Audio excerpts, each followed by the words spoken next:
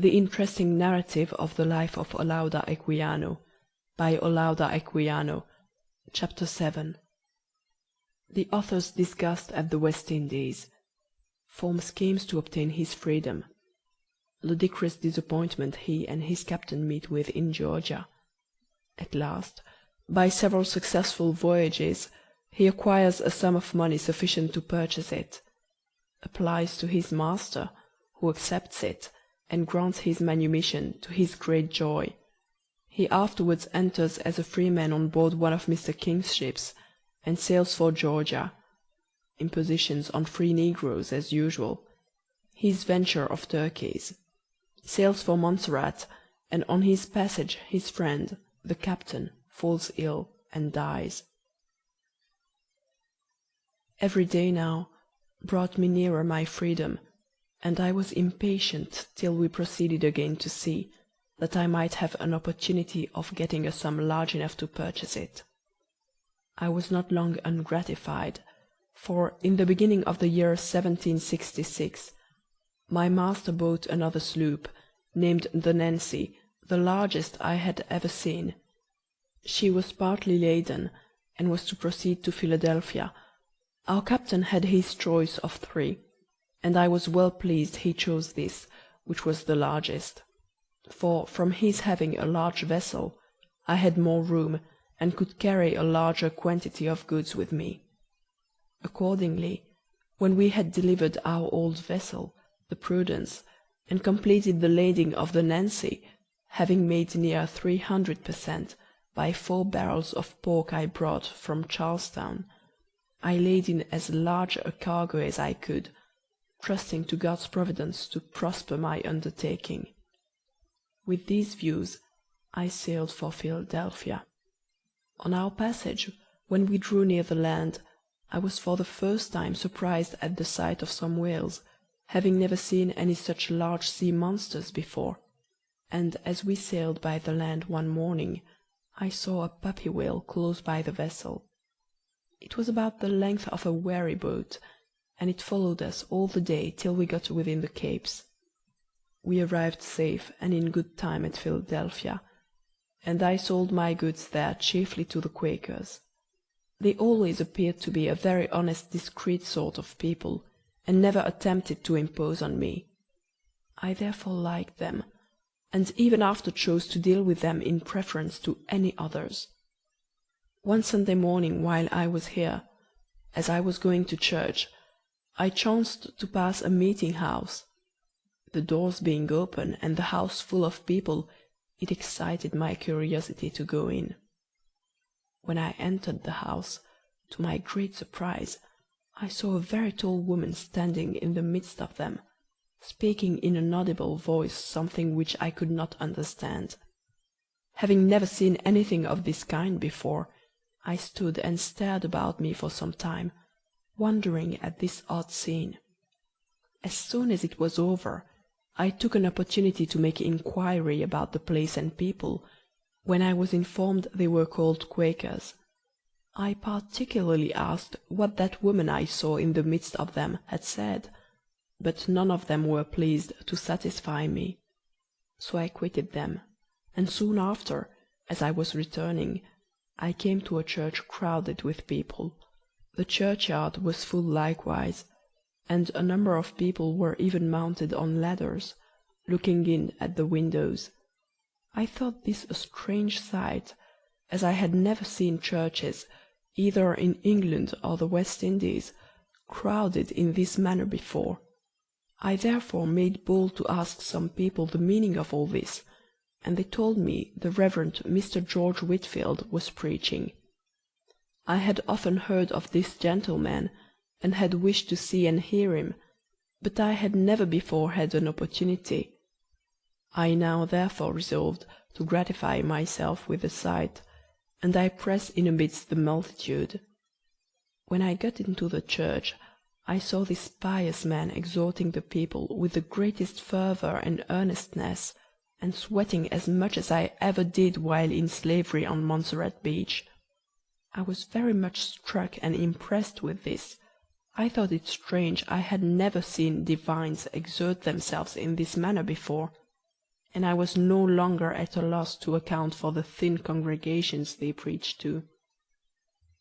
When we had discharged our cargo here, and were loaded again, we left this fruitful land once more, and set sail for Montserrat.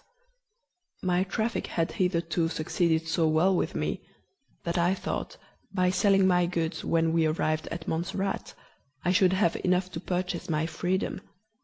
But as soon as our vessel arrived there, my master came on board, and gave orders for us to go to St. Eustatia, and discharge our cargo there, and from thence proceed for Georgia. I was much disappointed at this, but thinking, as usual, it was of no use to encounter with the decrees of fate, I submitted without repining, and we went to St. Eustatia. After we had discharged our cargo there, we took in a live cargo, as we call a cargo of slaves. Here I sold my goods tolerably well, but not being able to lay out all my money in this small island to as much advantage as in many other places, I laid out only part, and the remainder I brought away with me neat. We sailed from hence for Georgia, and I was glad when we got there, though I had not much reason to like the place from my last adventure in Savannah. But I longed to get back to Montserrat and procure my freedom, which I expected to be able to purchase when I returned. As soon as we arrived here, I waited on my careful doctor, Mr. Brady, to whom I made the most grateful acknowledgments in my power for his former kindness and attention during my illness. While we were here, an odd circumstance happened to the captain and me, which disappointed us both a good deal. A silversmith, whom we had brought to this place some voyages before, agreed with the captain to return with us to the West Indies, and promised at the same time to give the captain a great deal of money, having pretended to take a liking to him, and being, as we thought, very rich. But while we stayed to load our vessel, this man was taken ill in a house where he worked, and in a week's time became very bad. The worse he grew, the more he used to speak of giving the captain what he had promised him, so that he expected something considerable from the death of this man, who had no wife or child, and he attended him day and night. I used also to go with the captain, at his own desire, to attend him, especially when we saw there was no appearance of his recovery, and in order to recompense me for my trouble, the captain promised me £10 when he should get the man's property. I thought this would be a great service to me, although I had nearly money enough to purchase my freedom, if I should get safe this voyage to Montserrat. In this expectation, I laid out above £8 of my money for a suit of superfine clothes to dance with at my freedom, which I hoped was then at hand. We still continued to attend this man, and were with him even on the last day he lived, till very late at night, when we went on board. After we were got to bed, about 1 or 2 o'clock in the morning, the captain was sent for, and informed the man was dead. On this he came to my bed, and waking me, informed me of it, and desired me to get up and procure a light, and immediately go to him. I told him I was very sleepy, and wished he would take somebody else with him, or else, as the man was dead, and could want no farther attendance, to let all things remain as they were till the next morning. "No, no," said he, "we will have the money to-night. I cannot wait till to-morrow, so let us go." Accordingly I got up and struck a light, and away we both went, and saw the man as dead as we could wish. The captain said he would give him a grand burial in gratitude for the promised treasure, and desired that all the things belonging to the deceased might be brought forth. Among others, there was a nest of trunks of which he had kept the keys whilst the man was ill, and when they were produced, we opened them with no small eagerness and expectation, and as there were a great number within one another, with much impatience we took them one out of the other. At last, when we came to the small list and had opened it, we saw it was full of papers, which we supposed to be notes, at the sight of which our hearts leaped for joy, and that instant the captain, clapping his hands, cried out, "Thank God, here it is!" But when we took up the trunk, and began to examine the supposed treasure and long-looked-for bounty, alas, alas, how uncertain and deceitful are all human affairs! What had we found? While we thought we were embracing a substance, we grasped an empty nothing. The whole amount that was in the nest of trunks was only $1.50, and all that the man possessed would not pay for his coffin. Our sudden and exquisite joy was now succeeded by a sudden and exquisite pain, and my captain and I exhibited, for some time, most ridiculous figures pictures of chagrin and disappointment. We went away greatly mortified, and left the deceased to do as well as he could for himself, as we had taken so good care of him when alive for nothing. We set sail once more for Montserrat, and arrived there safe, but much out of humour with our friend the silversmith. When we had unladen the vessel, and I had sold my venture, finding myself master of about £47, I consulted my true friend, the captain, how I should proceed in offering my master the money for my freedom. He told me to come on a certain morning, when he and my master would be at breakfast together. Accordingly, on that morning I went, and met the captain there, as he had appointed. When I went in, I made my obeisance to my master, and with my money in my hand, and many fears in my heart, I prayed him to be as good as he's offered to me, when he was pleased to promise me my freedom as soon as I could purchase it. This speech seemed to confound him. He began to recoil, and my heart that instant sunk within me.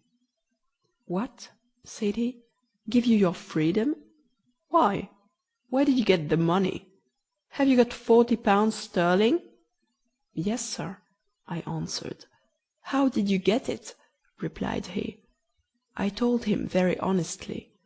The captain then said he knew I got the money very honestly, and with much industry, and that I was particularly careful, on which my master replied, I got money much faster than he did, and said he would not have made me the promise he did, if he had thought I should have got money so soon.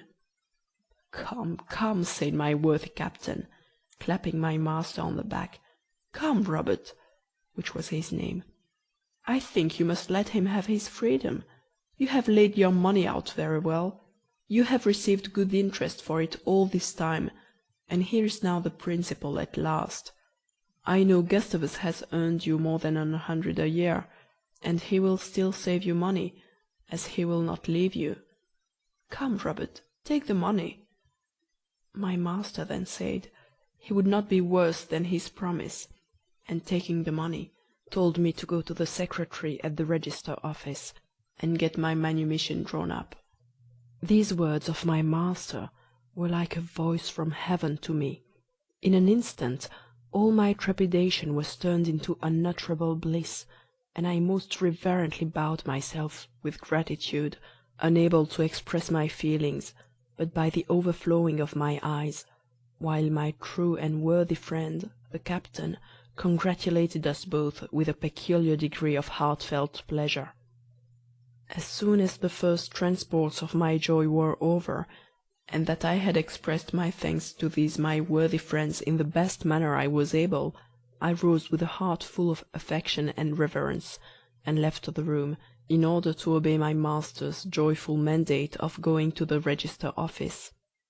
As I was leaving the house, I called to mind the words of the psalmist, in the 126th Psalm, and like him, I glorified God in my heart, in whom I trusted. These words had been impressed on my mind from the very day I was forced from Deptford to the present hour, and I now saw them, as I thought, fulfilled and verified. My imagination was all rapture, as I flew to the register office, and in this respect, like the Apostle Peter, whose deliverance from prison was so sudden and extraordinary that he thought he was in a vision, I could scarcely believe I was awake. Heavens! Who could do justice to my feelings at this moment? Not conquering heroes themselves in the midst of a triumph, not the tender mother who has just regained her long-lost infant and presses it to her heart, not the weary hungry mariner at the sight of the desired friendly port, not the lover when he once more embraces his beloved mistress after she had been ravished from his arms. All within my breast was tumult, wildness, and delirium. My feet scarcely touched the ground, for they were winged with joy, and like Elijah, as he rose to heaven, they were with lightning sped as I went on. Every one I met I told of my happiness, and blazed about the virtue of my amiable master and captain. When I got to the office and acquainted the register with my errand, he congratulated me on the occasion, and told me he would draw up my manumission for half price, which was a guinea.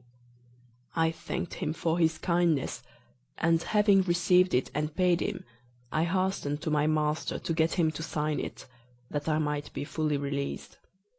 Accordingly, he signed the manumission that day, so that before night, I, who had been a slave in the morning, trembling at the will of another, was become my own master, and completely free.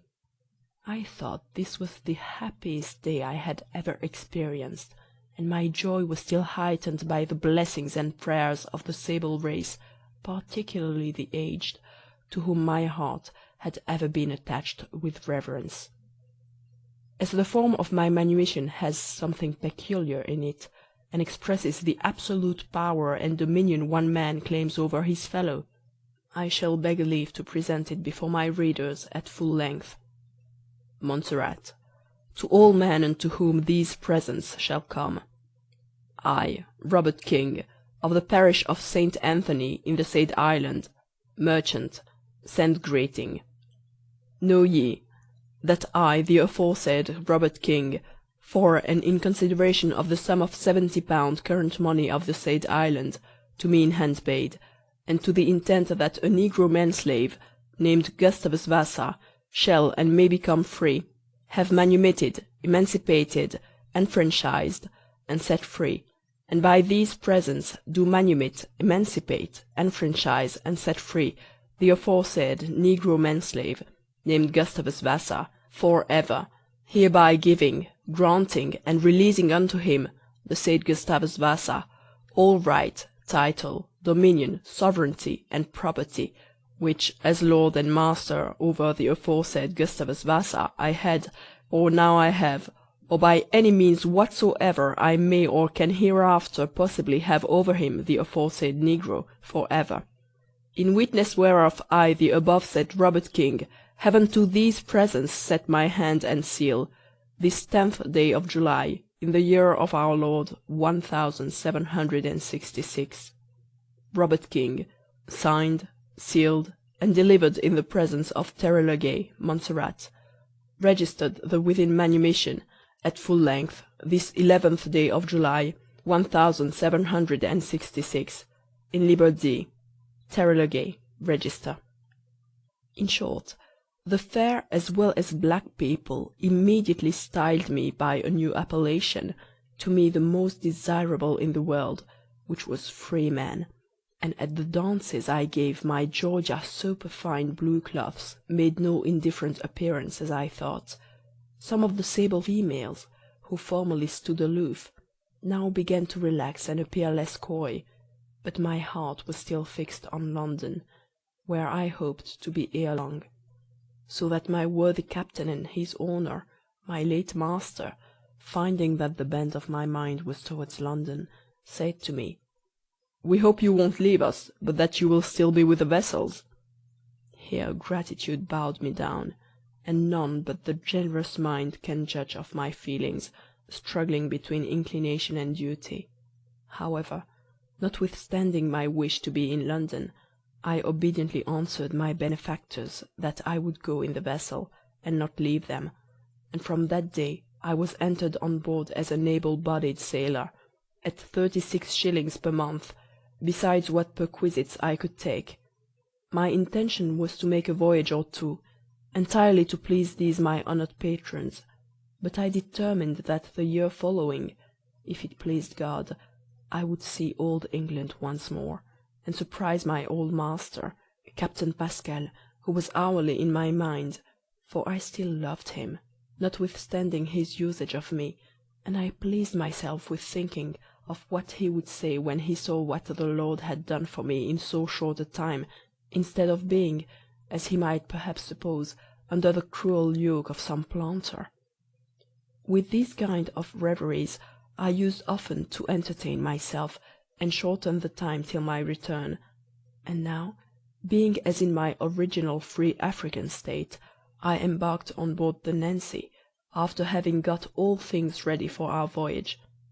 In this state of serenity we sailed for St. Eustatia, and having smooth seas and calm weather, we soon arrived there.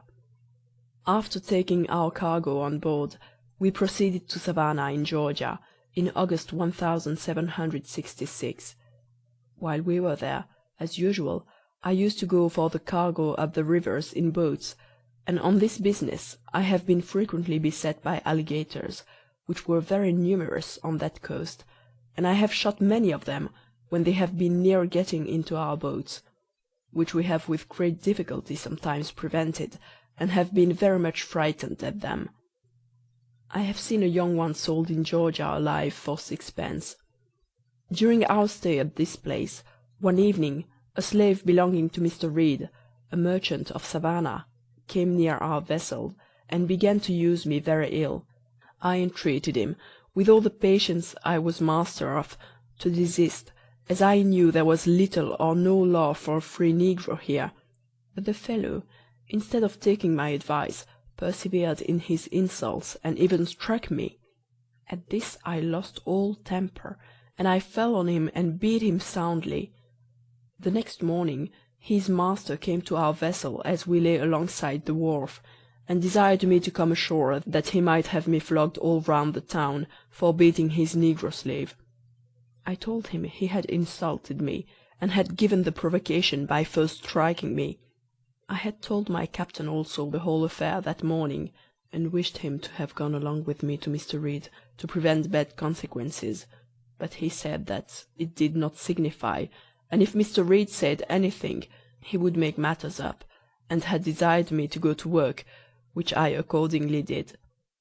The captain being on board when Mr. Reed came, he told him I was a free man, and when Mr. Reed applied to him to deliver me up, he said he knew nothing of the matter. I was astonished and frightened at this, and thought I had better keep where I was than go ashore and be flogged round the town, without judge or jury. I therefore refused to stir, and Mr. Reed went away, swearing he would bring all the constables in the town, for he would have me out of the vessel. When he was gone, I thought his threat might prove too true to my sorrow, and I was confirmed in this belief, as well by the many instances I had seen of the treatment of free negroes, as from a fact that had happened within my own knowledge here a short time before. There was a free black man, a carpenter, that I knew, who for asking a gentleman that he worked for the money he had earned, was put into jail, and afterwards this oppressed man was sent from Georgia with false accusations of an intention to set the gentleman's house on fire and run away with his slaves. I was therefore much embarrassed, and very apprehensive of a flogging at least. I dreaded of all things the thoughts of being striped, as I never in my life had the marks of any violence of that kind. At that instant a rage seized my soul, and for a little I determined to resist the first man that should offer to lay violent hands on me, or basely use me without a trial, for I would sooner die like a free man than suffer myself to be scourged by the hands of ruffians, and my blood drawn like a slave. The captain and others, more cautious, advised me to make haste and conceal myself, for they said Mr. Reed was a very spiteful man, and he would soon come on board with constables and take me. At first I refused this counsel, being determined to stand my ground, but at length, by the prevailing entreaties of the captain and Mr. Dixon, with whom he lodged, I went to Mr. Dixon's house, which was a little out of town, at a place called Yimachra. I was but just gone when Mr. Reed with the constables came for me and searched the vessel, but not finding me there, he swore he would have me dead or alive. I was secreted about 5 days. However, the good character which my captain always gave me, as well as some other gentlemen who also knew me, procured me some friends. At last some of them told my captain that he did not use me well, in suffering me thus to be imposed upon, and said they would see me redressed and get me on board some other vessel. My captain, on this, immediately went to Mr. Reed and told him that ever since I eloped from the vessel, his work had been neglected, and he could not go on with her loading, himself and mate not being well, and as I had managed things on board for them, my absence must retard his voyage, and consequently hurt the owner. He therefore begged of him to forgive me, as he said he had never had any complaint of me before, for the many years that I had been with him. After repeated entreaties, Mr. Reed said I might go to hell, and that he would not meddle with me, on which my captain came immediately to me at his lodging, and, telling me how pleasantly matters had gone on, he desired me to go on board. Some of my other friends then asked him if he had got the constable's warrant from them. The captain said no. On this I was desired by them to stay in the house, and they said they would get me on board of some other vessel before the evening. When the captain heard this, he became almost distracted. He went immediately for the warrant, and after using every exertion in his power, he at last got it from my hunters, but I had all the expenses to pay. After I had thanked all my friends for their attention, I went on board again to my work, of which I had always plenty. We were in haste to complete our lading, and were to carry 20 head of cattle with us to the West Indies, where they are a very profitable article. In order to encourage me in working, and to make up for the time I had lost, my captain promised me the privilege of carrying 2 bullocks of my own with me, and this made me work with redoubled ardour. As soon as I had got the vessel loaded, in doing which I was obliged to perform the duty of the mate as well as my own work, and that the bullocks were near coming on board, I asked the captain leave to bring my 2 according to his promise, but to my great surprise he told me there was no room for them. I then asked him to permit me to take 1, but he said he could not. I was a good deal mortified at this usage, and told him I had no notion that he intended thus to impose on me, nor could I think well of any man that was so much worse than his word. On this we had some disagreement, and I gave him to understand that I intended to leave the vessel. At this he appeared to be very much dejected, and our mate, who had been very sickly, and whose duty had long devolved upon me, advised him to persuade me to stay, in consequence of which he spoke very kindly to me, making many fair promises, telling me that, as the mate was so sickly, he could not do without me, and that, as the safety of the vessel and cargo depended greatly upon me, he therefore hoped that I would not be offended at what had passed between us, and swore he would make up all matters when we arrived in the West Indies. So I consented to slave on as before. Soon after this, as the bullocks were coming on board, one of them branded the captain, and butted him so furiously in the breast that he never recovered of the blow. In order to make me some amends for his treatment about the bullocks, the captain now pressed me very much to take some turkeys and other fowls with me, and gave me liberty to take as many as I could find room for. But I told him he knew very well I had never carried any turkeys before, as I always thought they were such tender birds that they were not fit to cross the seas. However, he continued to press me to buy them for once, and what was very surprising to me, the more I was against it, the more he urged my taking them, insomuch that he ensured me from all losses that might happen by them, and I was prevailed on to take them. But I thought this very strange, as he had never acted so with me before. This, and not being able to dispose of my paper money in any other way, induced me at length to take 4 dozen. The turkeys, however, I was so dissatisfied about that I determined to make no more voyages to this quarter, nor with this captain, and was very apprehensive that my free voyage would be the worst I had ever made. We set sail for Montserrat. The captain and mate had been both complaining of sickness when we sailed, and as we proceeded on our voyage they grew worse. This was about November, and we had not been long at sea before we began to meet with strong northerly gales and rough seas, and in about 7 or 8 days all the bullocks were near being drowned, and 4 or 5 of them died. Our vessel, which had not been tight at first, was much less so now, and though we were but 9 in the whole, including 5 sailors and myself, yet we were obliged to attend to the pumps every half or 3/4 of an hour. The captain and mate came on deck as often as they were able, which was now but seldom, for they declined so fast that they were not well enough to make observations above 4 or 5 times the whole voyage. The whole care of the vessel rested therefore upon me, and I was obliged to direct her by my former experience, not being able to work a traverse.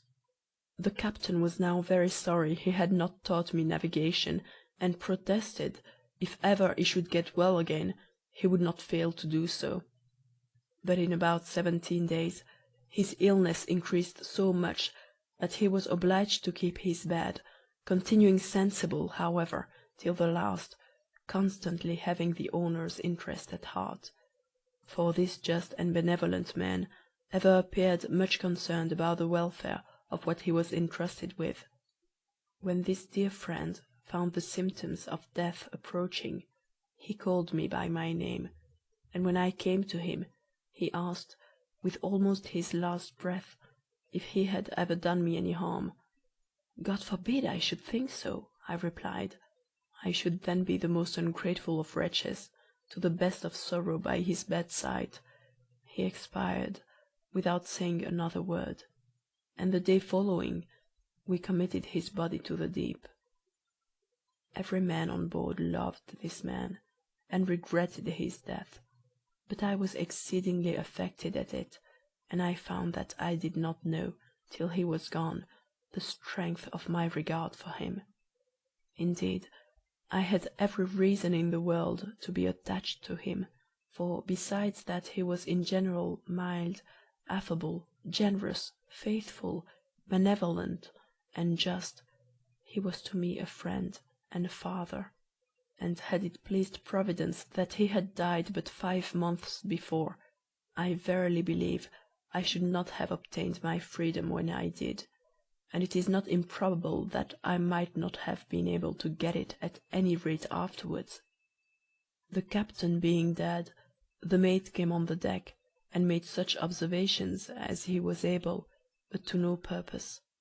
In the course of a few days more, the few bullocks that remained were found dead, but the turkeys I had, though on the deck and exposed to so much wet and bad weather, did well, and I afterwards gained near 300% on the sale of them, so that in the event it proved a happy circumstance for me that I had not bought the bullocks I intended, for they must have perished with the rest, and I could not help looking on this otherwise trifling circumstance as a particular providence of God, and I was thankful accordingly. The care of the vessel took up all my time and engaged my attention entirely. As we were now out of the variable winds, I thought I should not be much puzzled to hit upon the islands. I was persuaded I steered right for Antigua, which I wished to reach, as the nearest to us, and in the course of 9 or 10 days we made this island, to our great joy, and the next day after we came safe to Montserrat. Many were surprised when they heard of my conducting the sloop into the port, and I now obtained a new appellation, and was called Captain. This elated me not a little, and it was quite flattering to my vanity to be thus styled by as high a title as any freeman in this place possessed. When the death of the captain became known, he was much regretted by all who knew him, for he was a man universally respected. At the same time, the sable captain lost no fame, for the success I had met with increased the affection of my friends in no small measure. Chapter 7